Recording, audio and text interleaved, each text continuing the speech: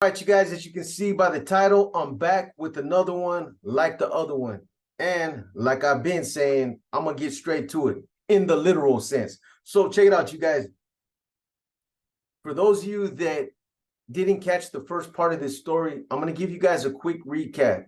I'm not repeating the things that I've already talked about. For those of you that seen part one, all I'm doing is bringing people up to speed that didn't watch the first video. So for those of you that watched part one that don't need a recap, go ahead and hit that fast forward button. That will alleviate all the problems right there. Anyways, so check this out. So this story, it started out in the adjustment center. It started out in the adjustment center between a long time BGF member that had been housed in the adjustment center for years, at least since the mid 80s.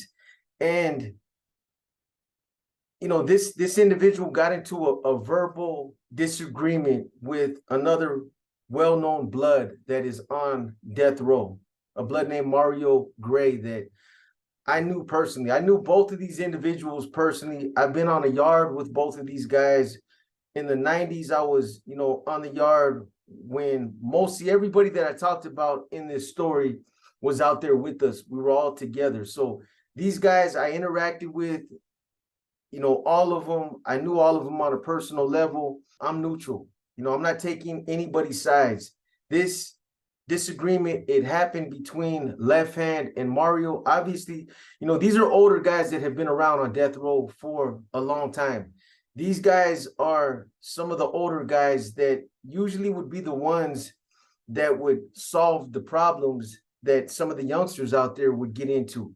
But, whatever happened between Mario and Left Hand, it must have been serious, and they both must have felt, they must have felt strongly about it, because they didn't resolve it on the tier, and they didn't just, they didn't leave it on the tier. It escalated to the point of it going out to the yard, and then they would actually end up throwing blows.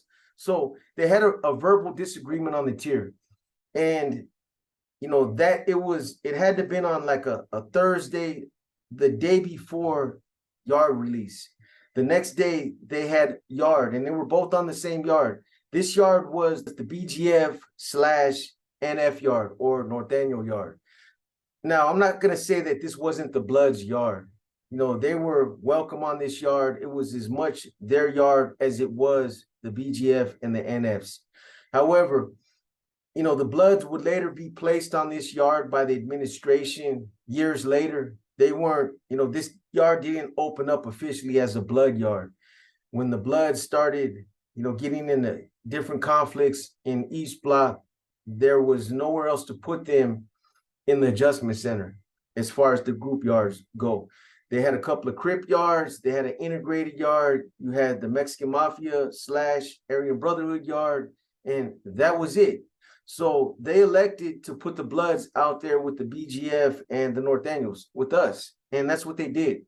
And there was never any issues with Mario or the other Bloods that were there on death row. I got along with all those dudes. I got a lot of respect for all the ones that I met and kicked it with over the years when I was there in the adjustment center, and they all looked out for me. So I'm completely neutral when it comes to anything that is talked about in this story. And I'm also neutral with the Crips. I know Fee, I know Roscoe. I was there with all these guys. I was there when Tookie was there. So it is what it is. Anyway, so these guys get into a verbal disagreement, and the next day they go out to the yard. The one thing that I want to explain to you guys is that this incident, it took place years after they stopped allowing ADSEG inmates to go to yard with death row. We used to go to yard with death row in the adjustment center, but at some point they stopped, they stopped blending the yards like that. So these were all death row guys now, but there were Northerners on that yard. Spanquillo, Huevo, and Silencio were 3 NF members that were convicted out of Santa Clara County, and they picked up death penalty cases for their involvement back in the 92 indictments. So these 3 individuals were there. And there was only 2 other BGF members out there on the yard at that time. That was Left Hand, Jarvis Masters, and Freddie Taylor, Yero Scary. Both of these guys are individuals that, you know, I had a lot of interaction with over the years, and I stayed in contact with both of them, you know, years after I would leave them behind. Occasionally I would drop in, send them pictures, and just, you know, I would stay in touch with them. They were, you know, I held both of them in high regard. Anyways, so Mario and Left Hand get into this verbal disagreement. It must have been some type of heated argument in order for it to spill out to the yard. For them to take it to those extremes, it must have been something serious. So the way that this was explained to me was that Left Hand ended up going out to the yard first. He got escorted out to the yard first. After Left Hand was put on the yard, Spunkio came out next. Spunkio being an NF member, and you know, at that time there was a strong alliance between the NF and the BGF. We used to hold Left Hand and Yero Scary in high regards. These two individuals, they were some solid Africanos. So I'm sure that once Spunkio came out, Left Hand probably pulled him over and was like, hey, check this out, man. I'm about to get into some funk right now, or there's a possibility I might throw hands with Mario. We got into some type of, you know, disagreement last night on the tier, and, you know, he's going to come out right now and something might kick off. So I need you to keep an eye on, you know, any of the other bloods that come out that might get involved. Well, next to come out to the yard was another blood named Ant Dog. And, you know, I'm going to throw his picture up so you guys can see what he looks like. And let me just tell you guys like this. Ant Dog's crazier. You couldn't tell by looking at his picture, right? You know, like I said in part one, dude was a J-Cat, straight up. There's no other way of describing that individual. He was a J-Cat. I told you guys in part one how, you know, some of the antics, some of the things that Ant Dog would do out there on the yard that caused us to just keep an extra eye on this dude. He would do a lot of extra shit that, you know, made a lot of us uncomfortable on that kind of structured, you know, affiliated yard. There was shit that he was doing that would just, that a lot of people just didn't like. And when I told you guys that he would run from point A to point B, I'm talking about literally breaking in a full stride as fast as he could run from one end of the yard to the other. He'd break off in a full sprint, run over there, run all the way to the other side of the yard, and be all crazy and extra about it, to the point where you had a lot of people looking at him like, what the fuck is this, man? You know what I mean?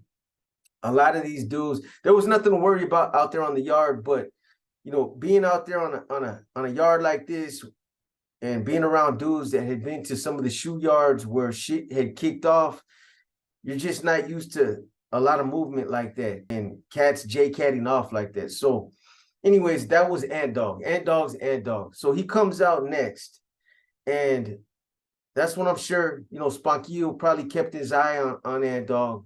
And here comes Mario.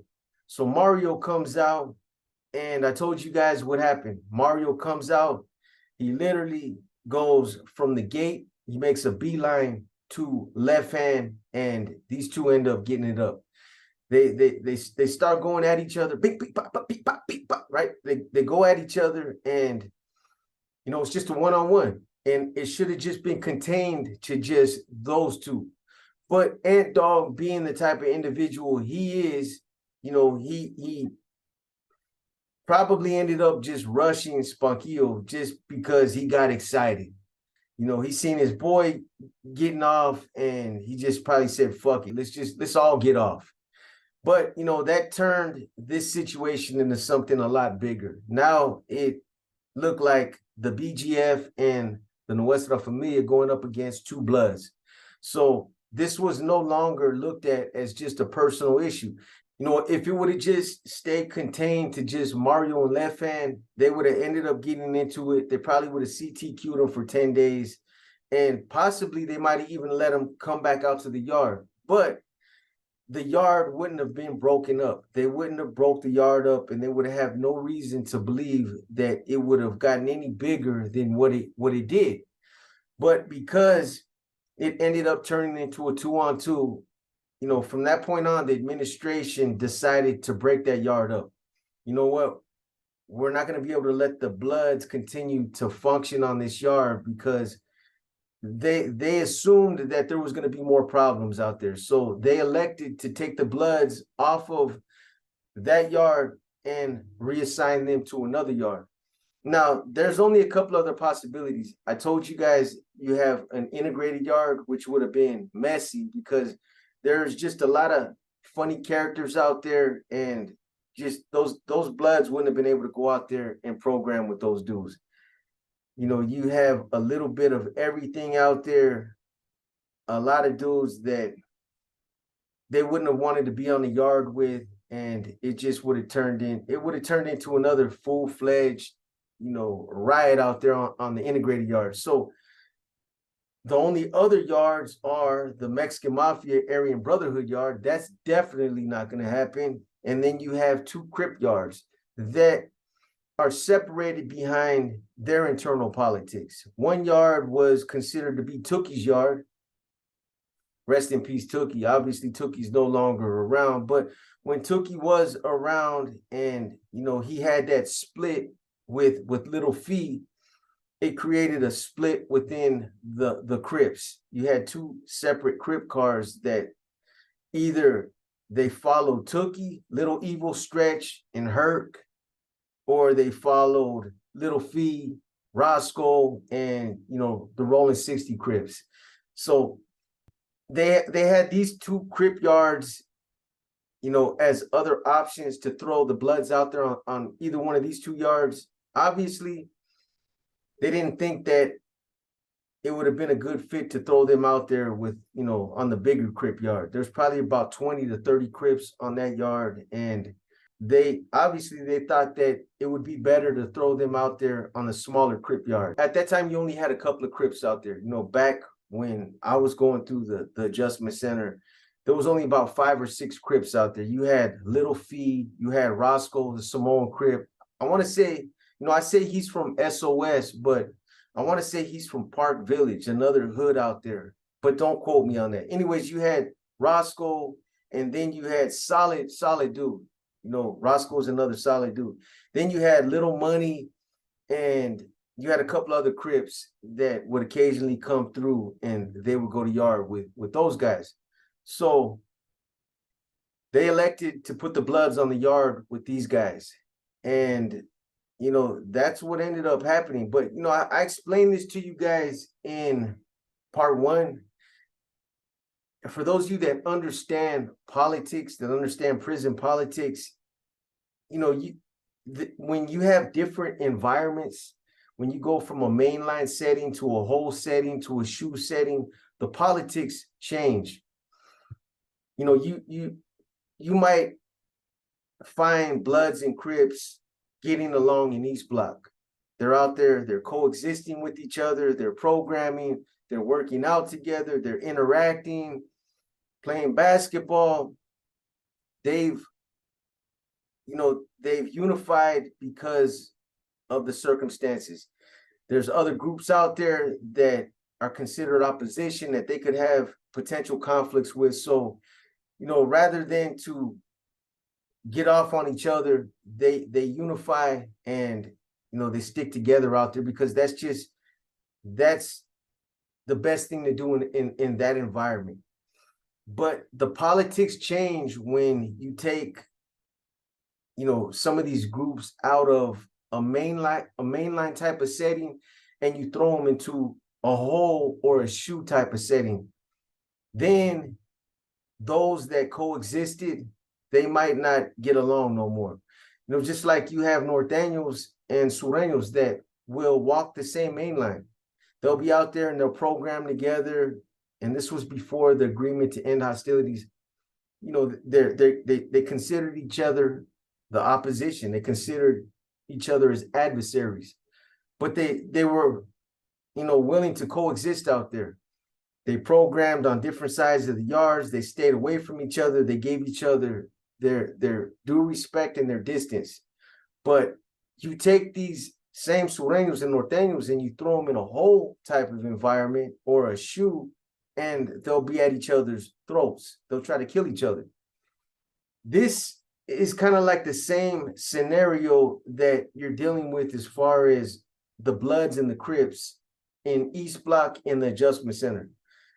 East Block is Death Row's mainline. I've said that over and over in these stories because I want to make that clear to you guys. I have a lot more stories about Death Row, and that's something that you guys really need to understand. That's something that needs to resonate with you guys. East Block is mainline for Death Row, but the Adjustment Center is their shoe or their ADSEG. So although the Bloods and the Crips might get along in East Block, that's not the same.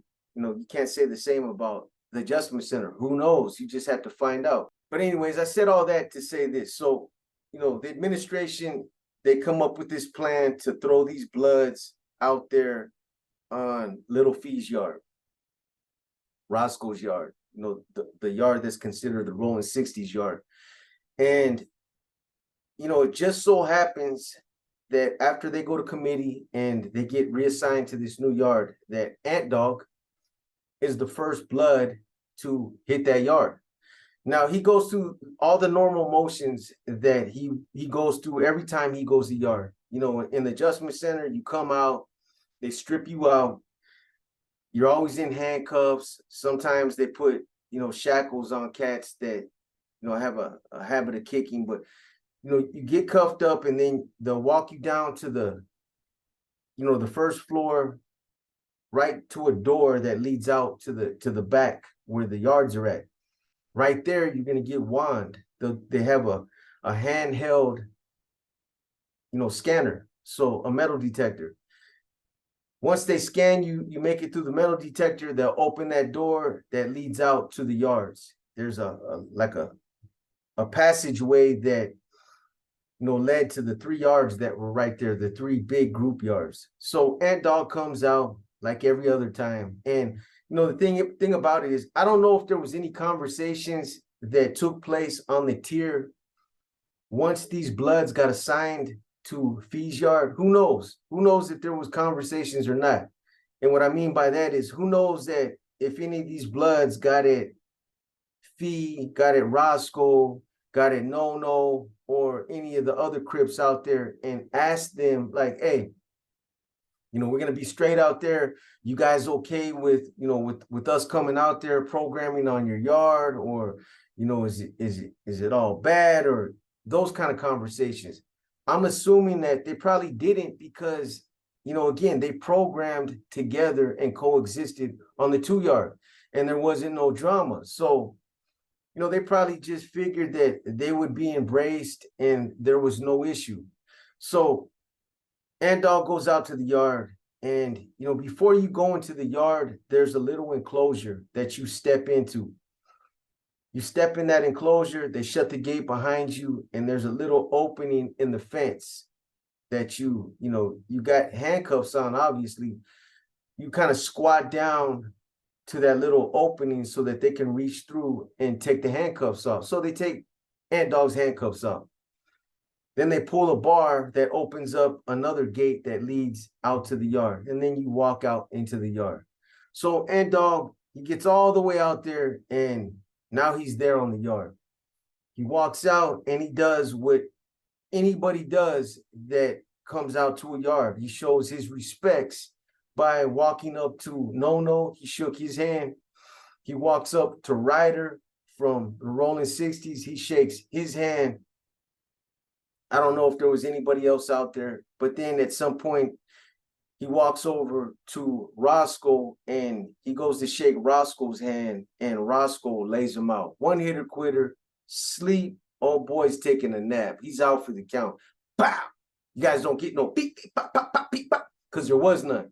Well, let me take that back. There actually was, because they did Boy foul. When he hit the deck, Roscoe and Ryder commenced to whooping Ant Dog's ass. Well, even though he was knocked out, they were slinging that fool around the yard like a rag doll. Like that boy was hitting shit on that yard he didn't even know existed out there. Pick, pick, pop, pick, pop.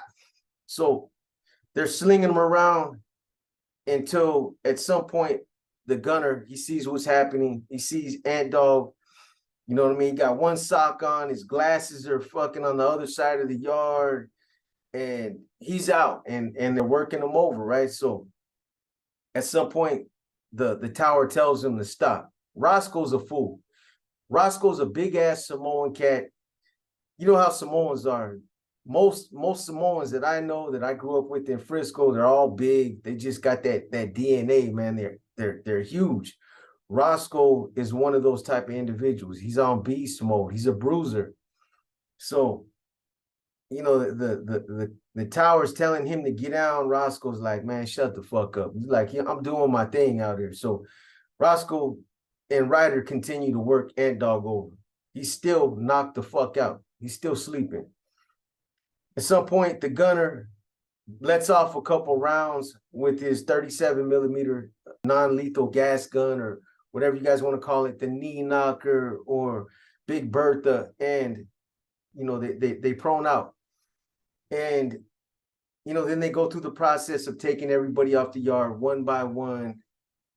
And you know, they get Ant Dog at some point, you know, probably when he woke up, they probably, you know, got him off the yard, but that was a fail. Obviously, the administration learned that, okay, that didn't work. The Bloods are not welcome out there. Is it just Ant Dog? There's no way of knowing. But he was the first one out there, and they took flight on him. And it wasn't just one individual. It was Ryder and Roscoe. So, you know, they obviously knew that that wasn't going to work, and they had to figure something else out. Well, their options, I already told you guys, they were limited, and there was nowhere else to put them. So they eventually gave the Bloods their own yard. They give them their own yard, and they set up another day for when they're gonna run them out. However that worked, I don't know, but that's what they did. But in the meantime, in between time, that incident right there caused more problems. The Bloods in East Block, they hear about this incident, and they're not happy about it. Now, even though Fee wasn't over there on that yard, this is, you know, in a lot of ways, it's kind of considered his yard. I know that might sound funny, but, you know, I've been there, and that's just the way that yard is referred to. That's like Little Fee's yard. Not in the sense of him being a dictator, or he's out there calling shots on that yard for everybody else out there. It's not like that. It's just, you know, Little Fee has been on that yard. Everybody else out there with them are either, you know, they're closely allied with them, or, you know, they're loyal to them. Roscoe and Fee, they're tight. You know, they've been on that yard forever. So I'm sure the Bloods in East Block looked at it as, you know what, that was the Rollin 60s, and you know, that was Fee's people. Well, at that time, Fee was in East Block. He wasn't in the adjustment center at that time. He was programming in East Block. They had, you know, sent Fee over there to East Block, assigned him to the 2 yard, and you know, they gave him a chance at programming. So that's where he was at.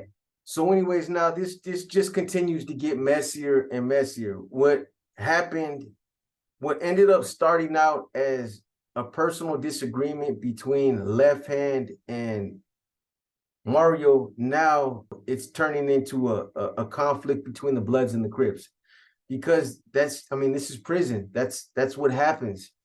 That's how prison politics are pushed behind. You know, a small incident has the potential of escalating and blowing up and getting, you know, blown out of proportion. And that's what happened in this situation. Again, if it would have just stayed contained to Left Hand and Mario, it would have never escalated to this point. You know, the other thing that I want to get to before I get into the next part of this story is the possible reasons might have been for Roscoe taking off on Ant Dog. There's a number of things that come to my mind. I don't know. You know, is it just that Ant Dog is not liked over there? Is it the fact that he got into it with Spunkio and Left Hand when they're even though Fee and Roscoe and those guys were not really considered allies with us out there with our yard, we were still closely associated with them. We interacted with them all the time out there on the fence. We had a lot of respect for each other, and it could have been Roscoe just didn't like the way that went down on that yard. That this should have been just a one-on-one between, but then Ant Dog took it upon himself to take it to another level. So it could have been that, or it could have been just that the Crips didn't want the Bloods on that yard. They didn't want them out there programming with them. It could have been just as simple as that. Who knows? But whatever the reason was, that's what happened. Ant Dog went out there and Roscoe took off on him. So, the Bloods that are over there in East Block, there's about 10 of them, 8 or 10 of them, and they're assigned to the 2-yard, the same yard that Fee and another Rollin 60s Crip named Ken Dog. Both of those Crips were on that yard at that time. They were the only 2 Rollin 60s Crips that were out there. So, the Bloods, they hear about this incident that kicked off with Ant Dog. They're upset about it. They feel like, their boy got disrespected and that he got jumped on and snaked for no reason. Or, for whatever reason, they just didn't like it. So it was at that point that the Bloods started to formulate a plan to retaliate against Fee and Ken Dog, the only 2 Rollin 60s Crips that were over there. So that's what they did. They come up with this plan, or they concoct this plan to hit Fee and Ken Dog. They're like, you know what? This is a Rollin 60s type of thing. These guys want to start tripping. They want to start putting hands on Bloods that land up on their yards. Well, we're gonna pull the same shit over here in East Block. Now, again, I am neutral. I know all these Bloods. I know Fee. I don't know Ken Dog. He came after, years after I had left. So I never got a chance to meet Ken Dog. But I knew all the Bloods over there. Little Ace, Bo Peep, Big Time. Like I said, I knew Mario and some of the other Bloods that were over there in East Block. But what they do is they plan to move on Fee and Ken Dog. And they obviously plan to do it on at some point on another yard. So they obviously talk about it, out there on the yard amongst each other, and they plan to do it like on the following yard. Because what they did was they went back in their cells and they all made pieces. They didn't just, they didn't want to just go out there and, get with Fee and Ken Dog, just throw hands. They wanted to hit these cats. So they all went, made weapons. Even though I'm neutral, what I will say is that these guys made weapons, but none of the weapons that they made had the potential to do anything beyond just breaking skin and scratching, because that's all they did is make some pokers, like some little small toothbrushes or a small piece of a plastic cup or something like that. They didn't have no steel. They didn't have no spikes or no, anything like any kind of ice pick or nothing like that. Anything that would potentially do some major harm. They all brought out these little pokers that didn't do nothing but scratch. And like I said, break skin. So these guys, in my opinion, when they made a conscious decision to move on Fee and Ken Dog, they should have, took it to the extremes, and they should have made the best out of that situation. They should have used every advantage they had, to their advantage. But they didn't do that. They made these small weapons that weren't going to do nothing but piss somebody off. And Fee has not gained the reputation for being a hitter for no reason. Fee has gotten into a lot of conflicts since he's been on death row. He has a reputation for being somebody that will put in work. I mean, He got into a conflict with Tookie at one point and stabbed Tookie. You know, that's another story for another day that I'm going to get into with you guys. I've told that story before. I believe I did a short breakdown on it, but I'm going to actually tell you guys the story myself instead of writing it down on paper. Anyways, so these Bloods, they make these pokers, and you know, they plan on doing it on a certain day at a certain time, and they come up with this plan. So the day comes of the incident, and everybody gets ran out to the yard like every other day. You know, there was no reason for anybody to think anything was going to kick off on the yard that day. The incidents that transpired in the adjustment center happened over there. I would have thought that these guys would have at some point probably would have talked about it amongst each other, even if the Bloods would have approached Fee and Ken Dog and would have been like, hey man, like, you know, what's up? Is this something personal that happened over there in the adjustment center with Roscoe and you know, Ryder, or you know, what's up? Why would they rush one of our comrades the way that they did? You know, they took off on Ed Dog. Been a little bit more diplomatic about it, because the Bloods and the Crips have always got along on death row, on the 2-yard. And, you know, they've been out there coexisting for years. And a situation like this obviously had the potential to change that, you know, to break that yard up so that the Crips and the Bloods were no longer, you know, programming together as one. But that obviously didn't happen. Maybe the Bloods felt strongly about this situation, or maybe they knew something about, you know, maybe Fee had more involvement than I know about, or than what I was told about. Who knows? At any rate, there was no diplomacy. They didn't talk about it. They made their weapons and they came out to the yard, you know, with intentions on whacking Fee and Ken Dog. So, you know, they go out there to the yard and they program like they had any other day. They get their little, you know, basketball games in. Some of them are out there playing chess. Some of them are out there working out. They do their little routine and they enjoy their yard, you know, before they decided it was go time. And I'm sure during, you know, this whole yard, they're keeping an eye on Fee and Ken Dog. They're probably constantly looking up at the you know, the gunner to see where he's at, to see if he's occupied or if he's paying attention, you know, monitoring the yard, seeing where everybody's at out there. These are things that go through your mind when you're getting ready to stab somebody. You know what I'm talking about, you know.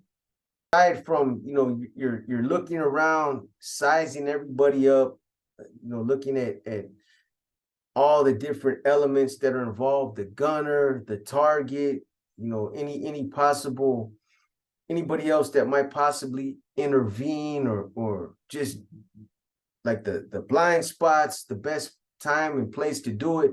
You're thinking about all these different things. I'm sure most of them probably felt that same sick feeling in the pit of their stomach that I used to feel every time I got ready to stab somebody myself.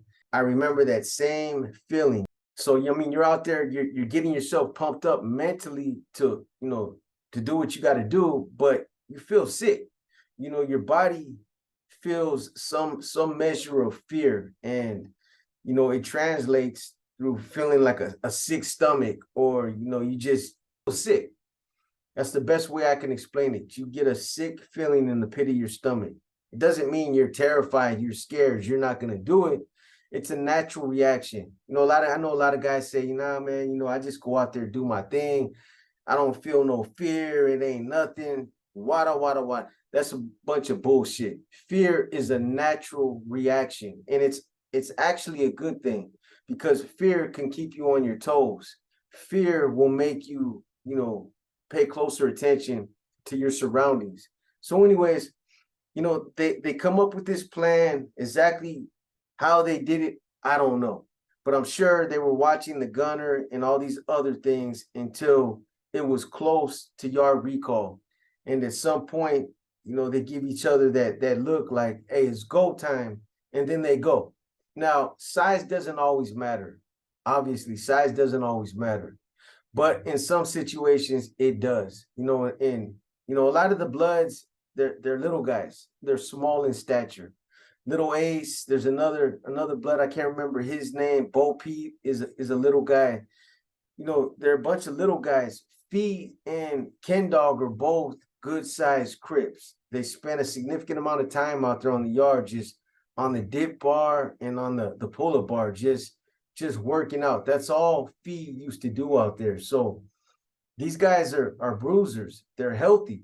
You know, even though the Bloods had everything in their favor, they had weapons, they had the numbers, they were preying on the element of surprise. Everything kind of went bad for them. You know, as soon as it kicked off, they all rushed Little Fee and Ken Dog. And I'm sure at first, you know, a split second, it took Fee and Ken Dog a split second to figure out, okay, you know, what's going on. And then when they figured it out, oh, okay, the Bloods they're taking flight on us. You know, then they go into straight go mode.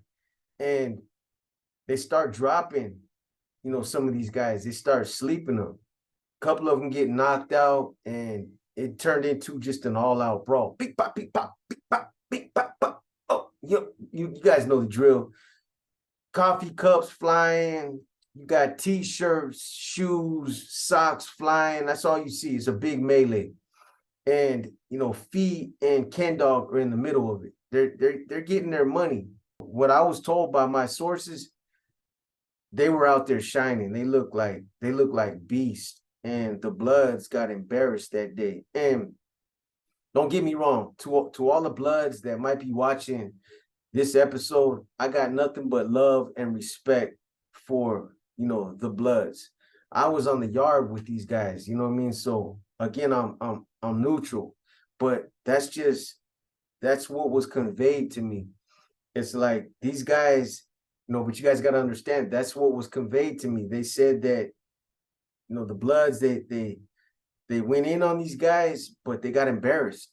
You know, I mean, they should have made weapons that would have inflicted some real damage. They shouldn't have went out there with no pokers. You know, I would have never have came at Fee like that, or another Crip like Ken Dog. Like I said, these guys are bruisers, man. They're not somebody to take lightly. These guys should have just went in on them. They should have went in on them with some good pieces, and they should have tried to lay them out. They should have tried to knock their heads off, but it didn't quite happen like that. So anyways, you know, at some point, the gunner sees what's happening. There's a big melee out there. It's an 8-on-2, and, you know, the gunner starts letting off the 37mm knee knocker. And, you know, the yard separates. It's kind of like pull back to one side. Fee and Ken Dog, you know, they pull back to another side of the yard, and it's over. Just as fast as it started, it's over. And even though, you know, Ken Dog and Fee, even though they took some, you know, they took some blows, and they had a couple of holes in them, and you know, they had some good sized scratches. I mean, you got to bring some ass to get some. So you're gonna get into a squabble like that, you're gonna get, you know, you're gonna get hit, you're gonna get scratched, you're gonna get poked a couple of times. But even though, you know, they sustained a little bit of damage, they still, everybody on that yard looked at it like, damn, wow, them cats, you know, they gave those dudes the business. It was, you know, it was supposed to be, you know, the way it was supposed to go down was Fee and Ken Dog were supposed to be the victims. They were supposed to be the ones that were on the receiving end of an ass whooping, or, you know, to get hit. But again, it didn't work like that. And a lot of that, the Bloods, you know, a lot of that, they have themselves to blame for it, because they didn't bring it like they should have brought it. But that's what ended up happening. And I'm sure this changed, you know, the politics on death row as far as where the Bloods and the Crips are now programming.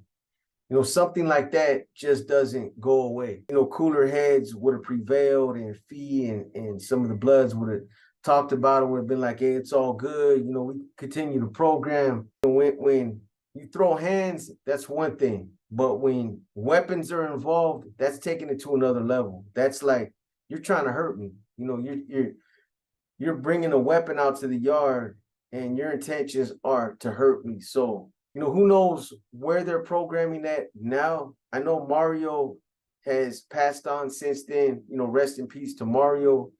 And, some of the Bloods that were on death row, I think Big Time was one of them. They're no longer on death row. Their sentences either got commuted or reversed, but still, I'm sure this had still some kind of fallout, and it's a long-term fallout where they're probably not programming together because of this incident right here. But that's, this is another example of how one situation that probably should have been resolved on that tier between Left Hand and Mario ended up escalating. More people got involved, and from that point, politics took over, and it turned into ended up turning into a small melee with Fee, the Rollin 60s, and the Bloods getting into it. So who knows what they're doing now? I'll get some follow-up and find out how these guys are programming, and if they're still separated or what's going on right now today. What I do want to say is that this story, I had intended on just making it one story.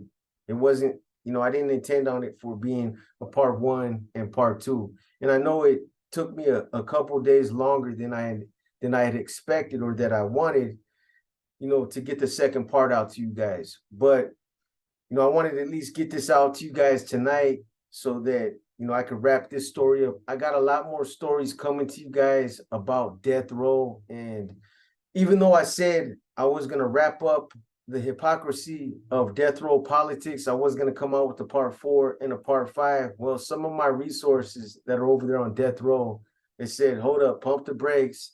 We got more coming to you, as far as the hypocrisy and some of the other things that have taken place, on death row. So, I'm going to probably come out with a part 4, maybe a part 5, who knows? But I do have a lot more stories dealing with, death row, whether it was from the time when I was there or, since I've been gone. Anyways, look for those to be dropping sometime soon. I hope you guys enjoyed this story. I know I kind of went through the second part kind of fast. I at least wanted to just get it out to you guys because of those of you that watched part 1, I didn't want you guys to lose interest in the second part. But that's what ended up happening. This turned into a conflict where, the Rollin 60s and the Bloods ended up getting into it over something that just started out as a personal disagreement. Anyways, on that note there, I hope you guys enjoyed the story. Drop your comments. Let me know what you guys think. This your boy B, and I'm out.